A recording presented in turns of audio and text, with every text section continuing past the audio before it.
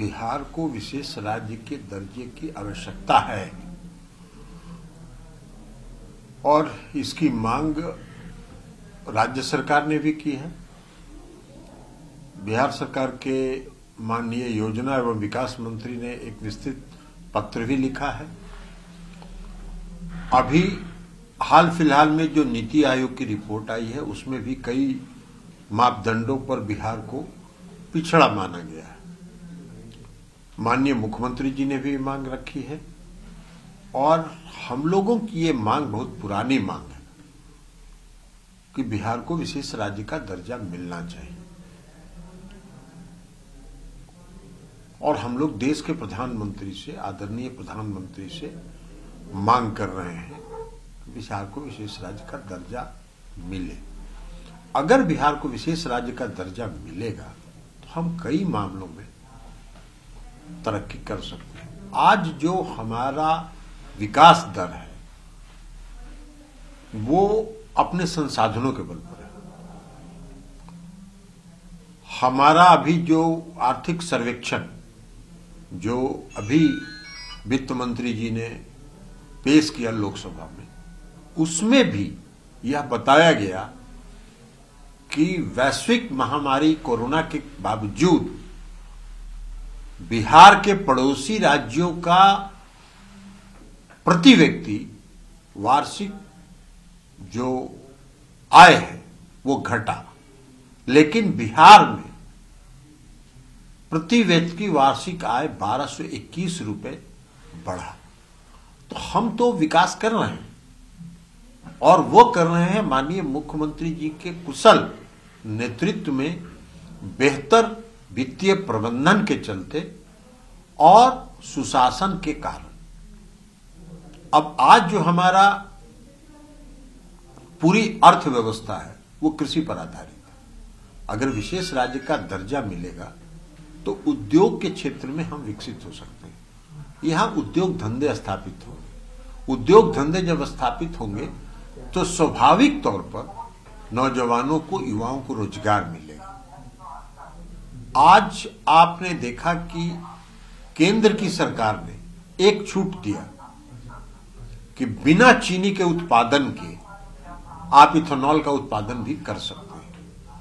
अब जितना बिहार को उन्होंने दिया, बिहार में जितना पेट्रोलियम का, डीजल पेट्रोल का खपत है, उसको आकलन करके बिहार को दिया कि बिहार में इतना इथेनॉल का उत्पादन कर सकते हैं। और जितना केंद्र सरकार ने दिया उसका 3 गुना प्रस्ताव आ गया। तो बिहार के लोग उद्योग लगाने के लिए छटपटाहट में, समृद्ध तो हैं ही, लेकिन उद्योग लगाने की छटपटाहट में। हमको कहीं अगर रास्ता दिखता है तो लोग यहां उद्योग लगाना चाहते हैं। अब अगर विशेष राज्य का दर्जा मिलेगा तो इनकम टैक्स में छूट मिलता है, जीएसटी में राज्य की हिस्सेदारी बढ़ती है, जो औद्योगिक उत्पादन होगा उसका लागत मूल्य कम होगा, और जब लागत मूल्य कम होगा तो देश के बाजार में वो प्रतिस्पर्धा में आ सकते हैं। आज नहीं लग रहा है, उसका क्या कारण है? हमारे बिहार में जो श्रम सबसे सस्ता है पूरे देश में, लेकिन अन्य जो इंफ्रास्ट्रक्चर है, हमारे यहाँ पोर्ट नहीं है, हमारे यहाँ ट्रांसपोर्टेशन की सुविधा नहीं है। अगर कोई यहाँ उत्पादन करेगा और उसको बंबई के, गुजरात के बाजार में ले जाएगा तो उसका लागत मूल्य बढ़ जाएगा और तब वो बाजार में अन्य प्रोडक्ट्स के साथ compete नहीं कर पाए। तो इसलिए हम लोग विशेष राज्य की दर्जे की मांग कर रहे हैं कि अगर विशेष राज्य का दर्जा मिलेगा तो कई मामलों में हमको खुला वातावरण मिलेगा और बिहार में उद्योग स्थापित होंगे।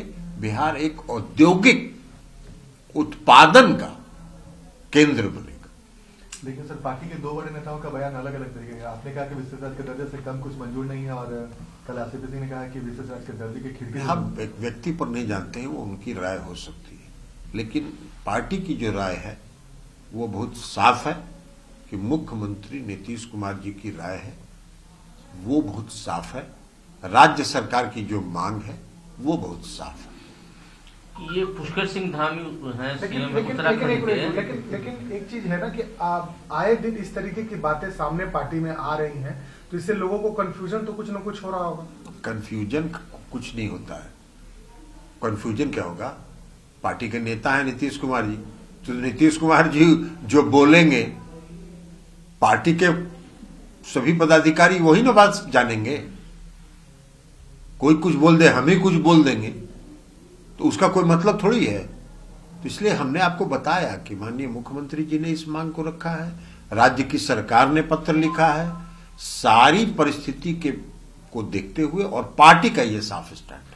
सर, पार्टी में अर्थविद सिंह ने कहा कि 1 मार्च से वो संगठन विस्तार करेंगे, पूरे साल भर वो कार्यक्रम करेंगे। नीतीश कुमार के जन्म दिवस के अवसर पर एक नए अभियान की शुरुआत हो रही है। अब पता नहीं, वो हम नहीं जानते हैं इसके बारे में। तो उन्होंने कहा है तो वो बता सकते हैं कि कौन सा अभियान वो चलाना चाहते हैं। पार्टी में संगठन का विस्तार, पार्टी के संगठन का काम चल रहा है और प्रदेश के अध्यक्ष श्री उमेश कुशवाहा जी पार्टी के संगठन को मजबूत करने के लिए दिन रात मेहनत कर रहे हैं। और पार्टी संकल्पित है इस बात के लिए कि पार्टी के और नेता के, पार्टी एक है जनता दल यूनाइटेड, नेता एक है श्री नीतीश कुमार जी, तो पार्टी और नेता के प्रति जो समर्पित कार्य करता है उनको संगठन में पूर्ण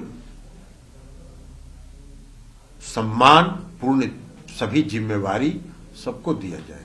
सर, एक सवाल है सर कि सैदपुर हॉस्टल में आप सरस्वती पूजा के दिन गए तो वहाँ एक नारा लग गया था कि बिहार का सीएम कैसा हो, ललन सिंह जैसा। देखिए ना, सरस्वती पूजा के में हम गए थे तो कोई एक आध को लड़का रहता है जो उत्साहित होकर बोल देता है, लेकिन इस सब बात जिसके दिमाग में आएगा, जिसका मानसिक संतुलन खराब रहेगा उसका ना। और मेरा मानसिक संतुलन अभी खराब नहीं हुआ है, मेरा मानसिक संतुलन सही है। पार्टी में नीतीश कुमार जी हम सबों के नेता हैं और हम सब लोग जो सुबह से शाम तक जो काम करते हैं वो अपने नेता को मजबूत करने के लिए करते हैं।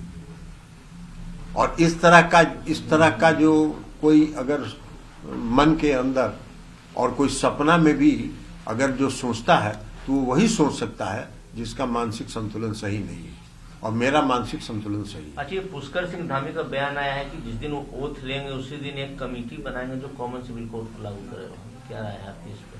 अरे वो तो वो जाने वो राज्य में क्या करेंगे नहीं करेंगे, वो तो जब सरकार बनेगी। अभी तो सब सारी बात आप खुद भविष्य में कर रहे हैं, चुनाव होगा, जनता क्या वोट देगी, किसकी सरकार बनेगी, तो हाइपोथेटिकल बात है, ये सब चुनावी बात है। चुनाव में तरह तरह की बात लोग करते हैं चुनाव के लिए। प्रधानमंत्री ने जिस तरीके से नीतीश कुमार की तारीफ की, लगता है कि जो विवाद हाल के दिनों में दोनों दलों के बीच हुआ वो अवार्ड समाप्त होगा इससे।